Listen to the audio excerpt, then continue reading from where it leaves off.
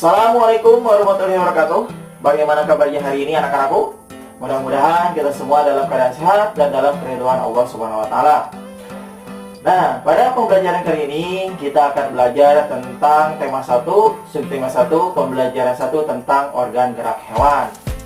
Nah, sebelum kita lanjutkan pembelajaran ini, kita harus biasakan untuk selalu berdoa sebelum memulai aktivitas.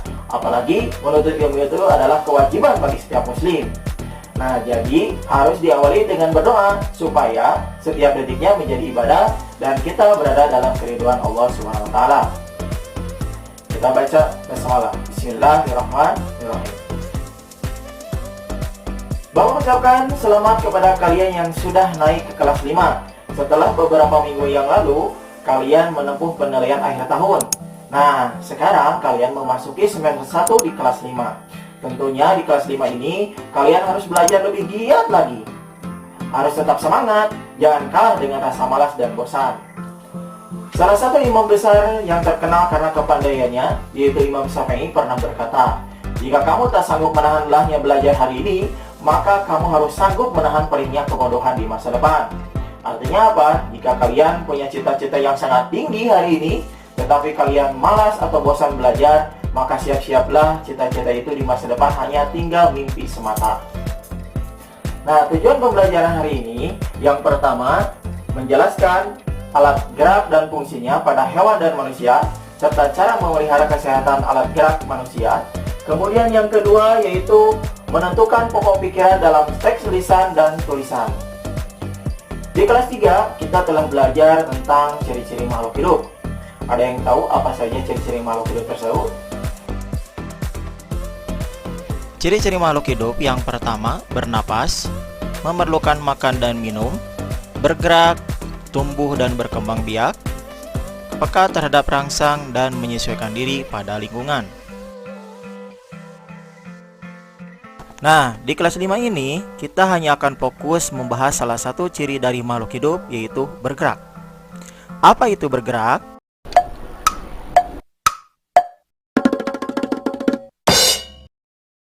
Bergerak adalah berpindah tempat atau perubahan posisi sebagian atau seluruh tubuh.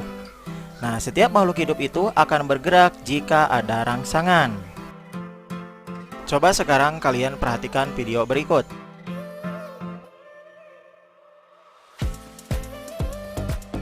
Coba perhatikan pergerakan kelinci lucu tersebut ketika diberi makanan.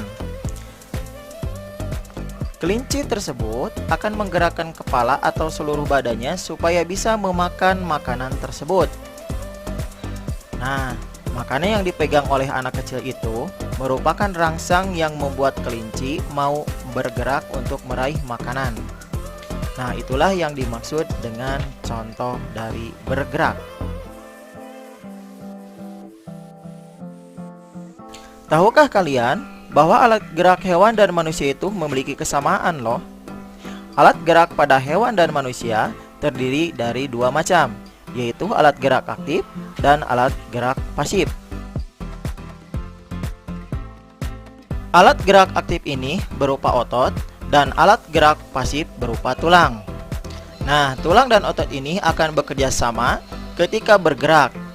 Kerjasama antara otot dan tulang tersebut membentuk suatu sistem yang disebut dengan sistem gerak. Nah, sekarang kenapa ya tulang disebut dengan alat gerak pasif? Ada yang tahu? Betul, tulang disebut alat gerak pasif karena memang tulang ini tidak dapat bergerak dengan sendirinya. Jadi, tulang bisa bergerak jika ada bantuan dari alat gerak aktif, yaitu otot. Walaupun tulang disebut sebagai alat gerak pasif, nyatanya peran tulang dalam sistem gerak sangatlah penting loh. Nah, sekarang kita akan bahas tentang alat gerak aktif. Otot disebut dengan alat gerak aktif. Otot ini bisa bergerak dengan sendirinya karena menerima rangsang. Otot memiliki senyawa kimia yang dapat membuat otot ini bisa bergerak. Nah, otot yang bergerak dan menempel pada tulang akan membuat tulang tersebut bergerak. Nah, itu tadi pembelajaran tentang organ gerak hewan. Nah, selanjutnya kita akan belajar tentang paragraf. Ada yang tahu apa itu paragraf?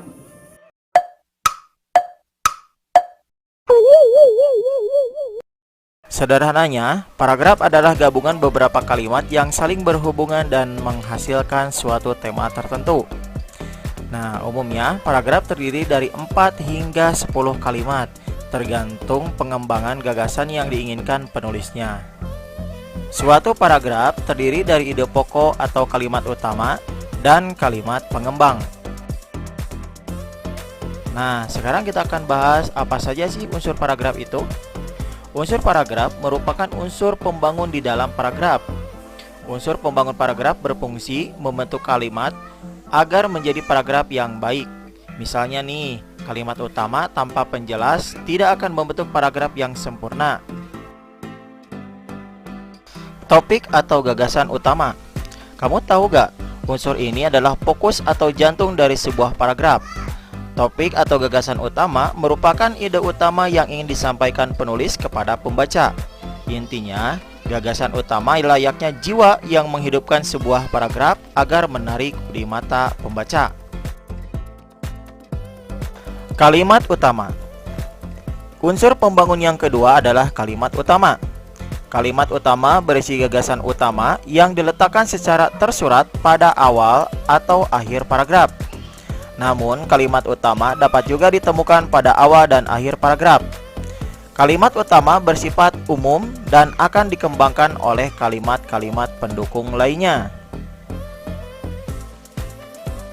Yang ketiga adalah kalimat penjelas atau kalimat pendukung. Kalimat penjelas atau kalimat pendukung ini berfungsi untuk mengembangkan atau memperkuat gagasan yang disampaikan pada kalimat utama. Nah, di kalimat penjelas ini bisa berupa data pelengkap seperti opini, fakta, atau data yang valid. Unsur yang keempat dalam sebuah paragraf adalah konjungsi. Apa sih konjungsi itu? Nah, singkatnya, konjungsi adalah kata sambung atau kata penghubung. Misalnya, kata dan, sehingga, agar, sebelum, dan seterusnya. Nah, sekarang kita akan bahas jenis paragraf berdasarkan letak kalimat utamanya. Jenis paragraf berdasarkan letak kalimat utamanya ada 3 jenis. Yang pertama ada paragraf deduktif, yang kedua ada paragraf induktif, yang ketiga ada paragraf campuran. Nah, sekarang kita akan bahas apa sih bedanya paragraf deduktif, paragraf induktif, dan paragraf campuran itu. Bedanya cuma letak dari kalimat utamanya. Kalau paragraf deduktif, kalimat utamanya terletak di awal paragraf. Paragraf induktif, kalimat utamanya berada di akhir paragraf. Sedangkan paragraf campuran, kalimat utamanya terletak pada awal dan akhir paragraf. Mudah kan? Bagaimana pembelajaran hari ini? Menyenangkan bukan? Nah, terus semangat untuk belajar, jangan mudah menyerah. Karena ada cita-cita di masa depan yang harus kalian wujudkan. Jangan lupa untuk subscribe, like channel Berbagi Ilmu ini. Terima kasih. Assalamualaikum warahmatullahi wabarakatuh. Dadah.